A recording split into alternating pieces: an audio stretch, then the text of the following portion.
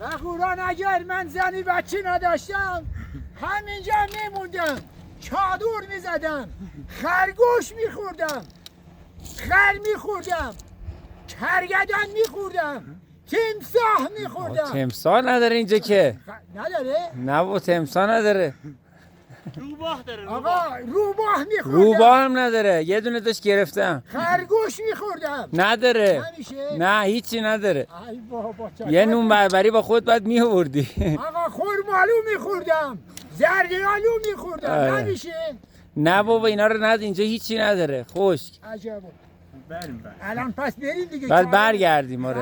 برگردیم. برگرد فایده نداره. خداحافظ شما، زحمت دادیم، ببخشید. ببخشید من برم خونه چی کار دارم. این دشوار بود برادره؟ دشواری نداره چی؟ دشوار نبود؟ دشواری از زمانی که من اینجا آمدم یک بنی بشر به من یک کلمه حرف نزده.